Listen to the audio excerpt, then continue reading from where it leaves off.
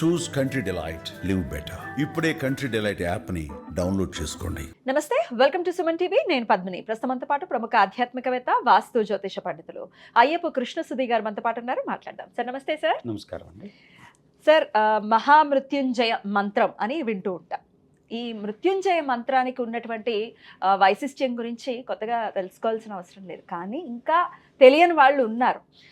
మృత్యుంజయ మంత్రాన్ని ఆశ్రయిస్తే వచ్చేటటువంటి ఫలితం కూడా అమోఘం అని అంటూ ఉంటారు. ఎటువంటి అంటే ఇంకా అపమృత్యు వెంటాడుతున్న సందర్భంలో కూడా ఒక 3 సార్లు తలుచుకున్నంత మాత్రాన్ని దాని పవర్ చూపిస్తుంది అని అంటారు. ఎంతవరకు నిజము? ఎవరెవరు చేయొచ్చు? ఇప్పుడు ఈ రోజుల్లో మనం చూస్తున్నాము, మృత్యు వెంటాడుతోందా అని అనిపిస్తోంది. యాక్సిడెంట్లు అయితేనేంటి, న్యాచురల్ కెలామిటీస్ అయితేనేంటి, ఇవి జరుగుతున్నాయి. వీటి గురించి ఒక్కసారి. మృత్యుంజయ మంత్రం సహజంగా ఏంటంటే దాని అర్థం తీసుకుంటే అదేంటంటే త్రయంబకం యజామహే సుగంధిం పుష్టివర్ధనం ఉర్వారుక మేవబంధనాత్ మృత్యోర్ముక్షే మామృతాత్. దీంట్లో ఉన్న అర్థం మీరు గమనిస్తే, ఎలా అయితే దోసపండు బాగా పండిపోయి అది ఒక్కొక్క బంధాన్ని విడదీసుకుంటూ వచ్చి ఒకసారి అది రాలి ఎలా అయితే నేలపాలు అవుతుందో, కింద పడుతుందో, అలాగనే నా జీవితం కూడా అన్ని త్రయంబకం యజామహే సుగంధిం పుష్టివర్ధనం, మంచి శరీరం ఒక సుగంధంతోనూ పుష్టితోనూ మంచి వర్ధనం, మంచి వృద్ధి పొంది తర్వాత వచ్చేసి అన్నీ సాధించిన తర్వాత, అంటే పండిన పండు రాలటం సహజం, అలా రాలిపోవాలని కోరుకోవటం. చాలామంది అంటే మామూలుగా మృత్యుంజయ మంత్రం చేయమన్నప్పుడు కూడా అదేంటండి చావును ఆహ్వానించినట్టు ఉంటుంది కదా అని మాట్లాడేవారు చాలామంది, కొంతమంది. అయితే మృత్యుంజయ మంత్రం కదా పేరు అది, కానీ ఇక్కడ ఏమంటున్నారు? సుగంధ ఉర్వారకం యోబంధనాత్ మృత్యోర్ముక్ష మామతాత్. రమ్మనే పిలుస్తాం. ఎప్పుడు రావాలి? నాదంతా అయిపోయి నా శరీరం మొత్తం కూడా మంచి అన్నీ అనుభవించిన తర్వాత, దీర్ఘకాలికమైనటువంటి జీవితాన్ని చూసిన తర్వాత ఒక పండు ఎలా అయితే పండి రాలుతుందో అలా రాలాలని కోరుకోండి. ఇక్కడ 3 ఉన్నాయండి: మృత్యుంజయ మంత్రం, అపమృత్యు మంత్రం, పరమృత్యు మంత్రం తీసుకుంటాం. ఇంకా స్పష్టంగా చెప్పాలంటే మీకు షష్ఠిపూర్తి కల్పంలో మృత్యుంజయ సూక్తం ఉంది. అంటే ఏవైతే ప్రాణ సంబంధమైన మంత్రాలన్నింటినీ కలిపి ఒక సూక్తంలాగా చేసి, తద్వారా ఏంటంటే మన యొక్క ఆయుష్ని పెంచడం కోసం. షష్ఠిపూర్తి అంటే ఏం లేదండి, మన శరీరానికి 60 సంవత్సరాలు దాటిన తర్వాత కలవ షష్ఠి అంటే. దాంతో ఏమవుతుందంటే శరీరంలో కొత్త జవసత్వాలు ఇవ్వాల్సినటువంటి ఆవశ్యకత ఏర్పడుతుంది శరీరానికి. ఒక్కొక్క సెల్లు తన యొక్క క్షీణత మొదలవుతుంది.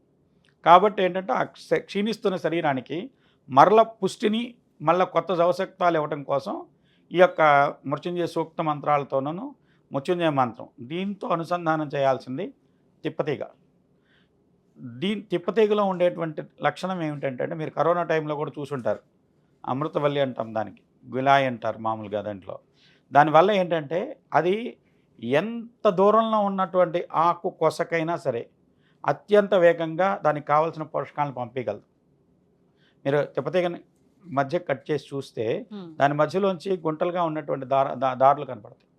అంటే దాని ద్వారా నీళ్లు ఎలా తీసుకుంటుంది అంటే అది ఒక ప్రత్యేకమైనటువంటి దారాల్లా కిందకు వదులుతుంది. గాలిలో ఉన్నటువంటి తేమ నుంచి దానికి కావాల్సిన నీళ్ళని తీసుకుంటుంది. అంటే కూడా అది బ్రతికి ఉండగలదు. అంటే మన ఋషులు దేనికి అనుసంధానం చేశారో చూడండి. అంటే ఇక్కడ తిప్పతీగతో మృత్యుంజయ మంత్రాన్ని అనుసంధానం చేసిన దానివల్ల ఎంత అపమృత్యు దోషమైన, అపమృత్యు, పరమృత్యు, మృత్యుంజయం అంటే దీనికి ఏం చేస్తామంటే 3 మంత్రాలను కలిపి చేస్తాం. అపమృత్యు దోషానికి అంటే అకాల మృత్యు, మనకు 30 ఏళ్ళకో 40 ఏళ్ళకో ఏదన్నా మన ప్రాణ సంకటం వచ్చింది, అది అపమృత్యు, అకాల మృత్యు. పరమృత్యు మనతో పాటు మన కుటుంబీకులు ఉంటారు. భార్య జాతకంలో దోషమో, పిల్లల జాతకంలో దోషమో, భర్త జాతకంలో దోషమో, అలానే వచ్చే తండ్రి జాతకంలో దోషమో, ఆ దోషాల వల్ల ఏదైతే ఇబ్బందులు పడతాం మనం, అలాంటి దోషాలు పోవటం కోసం దాన్ని ఈ 3టిని కలిపి చేస్తాం. ఇంకా మృత్యుంజయ మంత్రానికి మహామృత్యుంజయ మంత్రం అంటాం. హం జూం సహ. ఇదంతా అవసరం లేదు చాలామందికి. నా దగ్గర కొంతమంది మాకు మెసేజ్ల్లో పెడుతుంటారండి, ఏమండి నేనేం చదువుకోలేదు, నాకేం రాదు, ఏం చెప్పను. హౌం జూం సహ 3 అక్షరాలు. హౌం జూం సహ, ఇది కూడా మహామృత్యుంజయ మంత్రం. బీజాక్షరాలు కదా, బీజాక్షరాలు. ఇది ఇక్కడ అంటే మీరు వర్ణమాల నేర్చుకున్నారా? ఆ దగ్గర నుంచి బండిరా వరకు చదువుకునేటప్పుడు అది ఒక రకంగా ఉపదేశం జరిగినట్టేగా. ఇంకొకటి అప్పుడే అయిపోయింది అంటారా? మన తెలుగులో అక్షరాల్లో ఇప్పుడు ఏబిసిడీలు నేర్చుకున్నారు, ఏముంది దాంట్లో? ఇప్పుడు దాంట్లో మనం ఇప్పుడు అర్థం కావాలని చెప్పి ఇంగ్లీష్లో రాసిస్తున్నాం కానండి. వర్ణమాల ఏంటంటే మీకు అమ్మవారి యొక్క సరస్వతి దేహం. Right. సరస్వతీదేవి ఏంటంటే ఒక్కొక్క అక్షరంలో ఒక్కొక్క భాగంలో ఉంటుంది ఆ శరీరం మీద. కాబట్టి ఏంటంటే ఆ సరస్వతీదేవిని మనకు అక్షర రూపంలో అక్షరాభ్యాసం చేయటం మొదలుపెట్టిన దగ్గర నుంచి ఓం నమః శివాయ సిద్ధం నమః. అవును. ఇక్కడ మనం నేర్చుకునే దాంట్లో మొట్టమొదటి ఏంటంటే ఓం నమః శివాయ. అదేంటంటే పంచాక్షరి కదండి, చిన్నపిల్లవాడికి ఏమి తెలియనివాడికి ఎట్లా ఇచ్చేస్తామంటే ఇవ్వాల్సిందే అది. ఉమ్. ఎందుకు అంటే అండి, ఇప్పుడు ఎవరో ఒక పెద్ద ఆయన చెప్పారు నమః శివాయ. దాంట్లో శివుడు ఎక్కడ ఉన్నాడు? భూమి, నీరు, అగ్ని, వాయువు, ఆకాశం, పంచభూతాలే శివ పంచాక్షరి. అంటే నీ చుట్టూ ఉన్న వాతావరణమే శివ పంచాక్షరి, వేరే ఎక్కడో లేదు. శివుడు ఎక్కడ ఉన్నాడు? నీలోనే ఉన్నాడు. కాబట్టి నీలో ఉన్న శివుడికి ఏ రకంగా పోషణ జరుగుతుంది? పంచభూతాల నుంచి పోషణ జరుగుతుంది. నువ్వు అన్నం తింటున్నావు, వండితే తింటున్నావు, దానికి అగ్ని సహకారం కావాలి, దాంట్లో నీళ్లు కలవాలి, దాంతో వచ్చేసేసి అది మనకి భూతత్వానికి సంబంధించినటువంటి మనకి ధాన్యం, పండిన ధాన్యం కావాలి పండాలంటే. దాంతోపాటు నీకు ప్రాణశక్తి, అది ప్రాణశక్తిగా మార్పు చెందాలంటే వాయువు కావాలి. ఆకాశం అంటే సర్వత్వం వ్యాపించింది, శరీరం మొత్తం వ్యాపించాలి, అది శివపంచాక్షరి. శివపంచాక్షరి అంటే ఇక్కడ కొన్ని మంత్రాలకు ఉపదేశం అవసరం లేదండి. ఇప్పుడు మీరు చెప్పిన ఈ బీజాక్షరాలు ఓం కూడా జూమ్ అంతే. సహా కూడా ప్రాణాంత పరిస్థితులు ప్రాణం నిలుపుకోవడం కానీ ఏం చేస్తే తప్పేంటి? ఇప్పుడు శ్రీకృష్ణుడు అంతవాడు చెప్పాడు ప్రాణం నిలుపుకునే సమయంలో అబద్ధం ఆడినా తప్పలేదు, ఏం చేసినా తప్పలేదని. ఇక్కడ ప్రాణం నిలుపుకోవడం కోసం చేసే ప్రయత్నంలో ఇది ఎందుకంటే అండి, ఇక్కడ హౌం జూమ్ సహ ఈ 3 బీజాక్షరాలు. దీంట్లో మీకు ఏంటంటే కొంతమందికి హౌం అనేది పలకడం కూడా రాదు. ఇప్పుడు ఒక చిన్నది ఉందండి, బాగా వచ్చేసేసి పురాతనమైనటువంటి దాంట్లో అరుణాచలేశ్వర అని అంటే చాలా అని చెప్పి అలా అనలేని వాళ్ళు చాలామందిని చూశాను నేను. మామూలుగా వినటానికేం పెద్ద గొప్పగా అనిపించదు, అరుణాచలేశ్వర ఆయన లేదంటే అరుణాచలుడు అంటాం, అలా అంటాం రాని వాళ్ళని చూశాను నేను. అంటే వాళ్ళకి ఆ ప్రాప్తం లేదు. ఇక్కడ దీంట్లో మనం ఆలోచించవలసింది, లేదంటే దాంట్లో ఉన్న యథార్థం ఏమిటంటే వాళ్ళకి ఆ మాట అంటాం నోరు తిరగటం లేదు, లేదంటే అంటాం రావట్లేదు, అంటే ఆ ప్రాప్తం లేదు. వెళితే ముక్తి, కనీసం తలిస్తే ఇంకా గొప్ప విషయం అని చెప్పారు దాంట్లో. కానీ తలవలేని వాళ్ళు ఎంతమంది ఉన్నారో చూడండి. అలానే ఇక్కడండి ఈ మృత్యుంజయ మంత్రం, ఈ మృత్యుంజయాన్ని మనం చేసే విధానంలో మీరు ఖచ్చితంగా చేస్తే ఖచ్చితంగా ఆయుష్ వృద్ధి పొందుతుంది. దీనికి ఉదాహరణే మార్కండేయ ఋషి. మార్కండేయుడినే తీసుకుందాం. 8 సంవత్సరాలు ఆయన ఆయుష్ అని చెప్పాడు. అదేంటి 8 సంవత్సరాల ఆయుష్, శివవరప్రసాది కదా? కాదు అని చెప్పి మృకండ మహర్షిని చెప్తే ఒక తండ్రి అనుజ్ఞ తీసుకొని తపస్సు చేసుకుంటాను వెళ్ళి మార్కండేయుడు శివుడిని కోసం తపస్సు చేస్తుంటాడు. యమభటులను పంపిస్తే శివ తపస్సులో ఉన్నాడు కాబట్టి వాళ్ళ వల్ల కాలేదు. యముడే వచ్చాడు తీసుకెళ్ళడానికి. ఆయన యముడిని చూసి శివలింగాన్ని మొత్తాన్ని కావలించుకొని కూర్చున్నాడు. యముడు శివలింగంతో సహా పాశం వేశాడు. అప్పుడు రుద్రుడు వచ్చేసేసి శివుడు యముడి మీదకి శూలం తీసుకొని వెళ్ళాడు. అప్పుడు అందరూ వచ్చేసి నాకు ఇట్లా అడిగితే నా కర్తవ్యం ఏమిటంటే అతను చేసిన మృత్యుంజయ మంత్రం ఏదైతే ఉందో అతనికి కొన్ని సంవత్సరాల ఆయుర్దాయం, ఇప్పుడు వచ్చేసేసి చిరంజీవిత్వం వచ్చింది. అంటే ఇక్కడ మీకు భగవంతుడు మనకిచ్చే ఆయుష్ చాలామంది ఇన్ని సంవత్సరాలను లెక్కలేసుకుంటారు. కాదండి, హంస ఉచ్ఛ్వాస నిశ్వాసాలు ఇంత ఆయుష్. ఇప్పుడు చాలామంది వచ్చేసేసి ప్రాణాయామం ద్వారా ఆయుష్ను పెంచుకోవచ్చు అని చెప్తున్నారు, నిరూపిస్తున్నారు. ఇవాళ హిమాలయాల్లో ఋషులు 200 సంవత్సరాలు 300 సంవత్సరాలు బతికిన ఋషులు ఉన్నారు. నిజంగా వాళ్ళు మీరు కనుక వెళ్ళి చూస్తే మనకి ఈ కుంభమేళాలు జరిగినప్పుడు ఎక్కడెక్కడ ఉన్న ఋషులందరూ ఇక్కడికి వచ్చినప్పుడు వాళ్ళ వయసు కనుక్కుంటే నాకు 108 ఏళ్ళు 120 ఏళ్ళు అని చెప్తుంటారు. నిజంగా ఉన్నవాళ్ళు అంత వయసులో ఉన్నవాళ్ళు. ఇక్కడ ఏం లేదండి, హంస శ్వాసను దీర్ఘతరం చేసిన దానివల్ల పూరించాం. కుంభించండి, శ్వాసను తీసుకొని దాన్ని కుంభకం ద్వారా దాన్ని పూరించి అలా పట్టుకోండి. అలా దాన్ని వచ్చేసి నిశ్వాసంగా బయటికి పంపించేటప్పుడు చాలా స్లోగా నెమ్మదిగా బయటికి పంపించండి. తద్వారా హంస దీర్ఘతరం అవుతుంది. దీనికి ఉదాహరణ ఒక విక్రమార్కుడు కథ ఉంది. ఆయన వచ్చేసేసి కాళీమాతను ప్రసన్నం చేసుకొని అక్కడ ఏంటంటే కాళిక తంత్రంలో ఏంటంటే అన్నిటికంటే మహోజ్వలమైన తంత్రం ఏంటంటే శిరఖండనం. తల నరికేసుకున్నాడు కాళీమాత కోసం ఆయన. అప్పుడు అమ్మవారు ప్రత్యక్షమై ఆయన అనుగ్రహించి 1000 సంవత్సరాలు నువ్వు రాజుగా పరిపాలన చేస్తావని చెప్పి ఆమె వరం ప్రసాదించింది. 1000 సంవత్సరాలు 1000 సంవత్సరాలు బతకడం అంటే చాలా గొప్ప విషయం. ఆయనకి ఇచ్చిన వరం ఏంటంటే 1000 సంవత్సరాలు రాజుగా పరిపాలిస్తావు. బట్టికి ఈ విషయం తెలిసింది. అంత అమ్మవారి సాక్షాత్కారం అయితే నా గురించి ఒక్కసారి కూడా తలుచుకోలేదు నువ్వు. నేను కూడా అమ్మవారిని సాక్షాత్కారం పొందుతానని ఆయన వెళ్ళి కోపంతో వెళ్ళి కాళీమాతను ప్రసన్నం చేసుకొని ఆయన 2000 సంవత్సరాల ఆయుర్దాయం కావాలంటే 2000 సంవత్సరాల ఆయుర్దాయం పొందాడు ఆయన. ఇక్కడికి వచ్చిన తర్వాత అన్ని లేకుండా నేనేం చేస్తాను, కాబట్టి ఆయన ఒక మార్గం చెప్పాడు. నువ్వు 1000 సంవత్సరాలు రాజ్య పరిపాలన చేసేటువంటి అధికారం అమ్మవారు ఇచ్చింది, వరం ఇచ్చింది. నాకు 2000 సంవత్సరాలు ఆయుర్దాయం ఇచ్చింది. కాబట్టి 6 నెలలు నేను రాజ్యం చేస్తాను, 6 నెలలు నువ్వు రాజ్యం చేయి.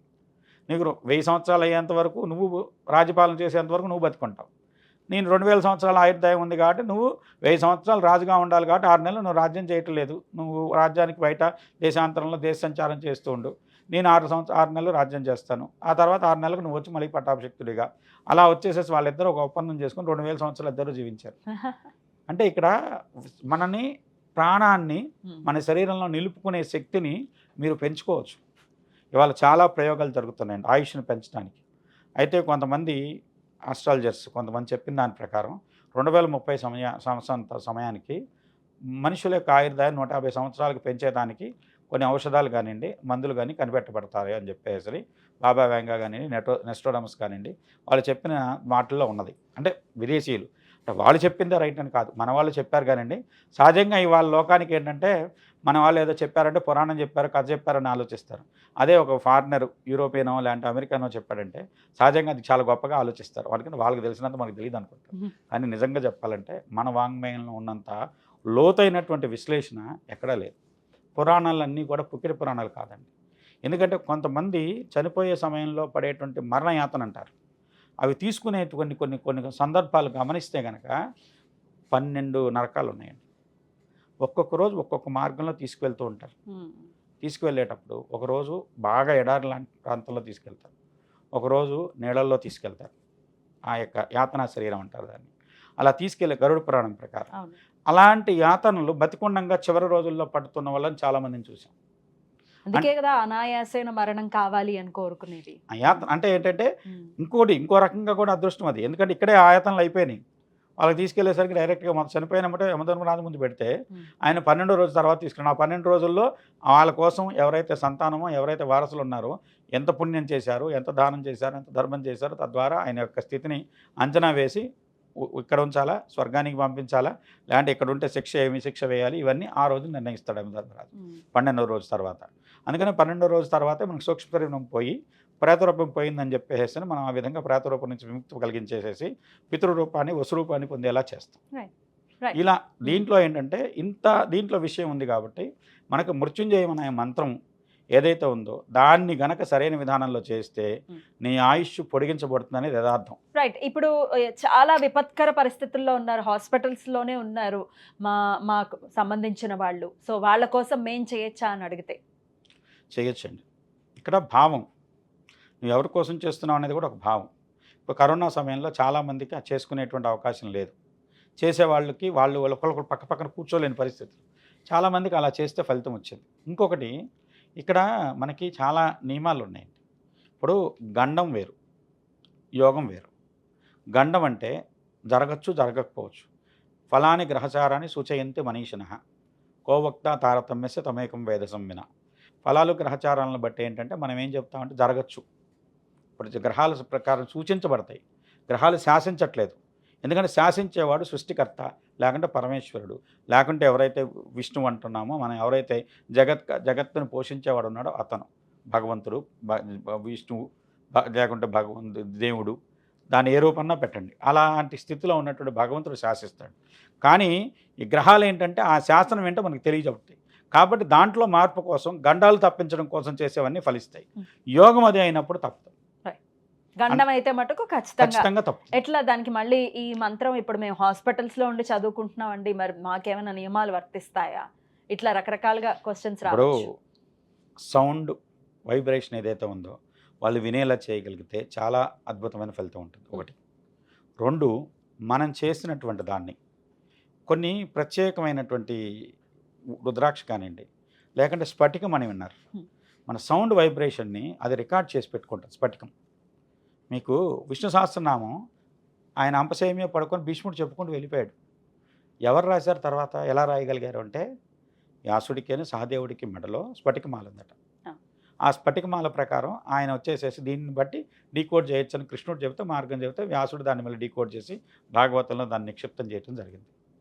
ఇవాళ మీరు డిస్క్లు ఏంటి, సీడీలు కానివ్వండి, లేకుంటే హార్డ్ డిస్క్లు కానివ్వండి, వాటి మీద ఉండేది అదే కదా, వాట్సే కదా, వాట్స్లోనే కదా ఇవాళ. దాని మీద రాస్తున్నారు కదా, అదే కదా ఆ రోజున ఉన్నది. స్ఫటికానికి ఏదైతే స్వరూపం ఉందో, మూల స్వరూపం ఏదైతే ఉందో అది క్వార్ట్జే కదా. అది ఇవాళైనా మీరు చేసేది అదే పని, ఆ రోజు కృష్ణుడు చెప్పింది అదే పని. Right. అంటే ఆ రోజున ఉన్న విజ్ఞానాన్ని ఒక్కసారి గుర్తించడం కోసం ఇది ఒక ఉదాహరణగా చెప్తాను Yes. మీకు. అంటే మనం దాన్ని నిక్షిప్తం చేయటానికి, అందువల్ల దాని మీద మనం ఈ మంత్ర జపాన్ని చేసి అది వాళ్లకు ఒప్పుకుంటే హాస్పిటల్లో ఉన్న పరిస్థితుల్లో డాక్టర్లు ఒప్పుకుంటే మెళ్ళవేయండి. లేని స్ఫటికాన్ని పరిస్థితి వేయమంటున్నారా? స్ఫటికం కానివ్వండి, రుద్రాక్ష కానీ, Hmm. లేని పరిస్థితుల్లో ఆ దిండి కిందనే పెట్టండి. దిండు కింద. అది శబ్ద తరంగాల్ని దాంట్లో నిక్షిప్తం చేసుకొని Hmm. నెమ్మదిగా ఆ శబ్ద తరంగాలను బయటకు వదులుతాం. ఎన్నిసార్లు చదివిన తర్వాత దీన్ని పెట్టచ్చా? కనీసం 108 సార్లండి. ఇంకా ఎక్కువ చేస్తే అధికస్య అధికం ఫలం. 1000 చేయొచ్చు, 10,000 చేయొచ్చు, 1,00,000 చేయొచ్చు. అంటే తీవ్రతను బట్టి, మనకున్న సమయాన్ని బట్టి. Right. ఇప్పుడు మీరు జపం చేస్తున్నాం, జపం కంటే హోమం చాలా విశేషం, అలానే తర్పణం విశేషం.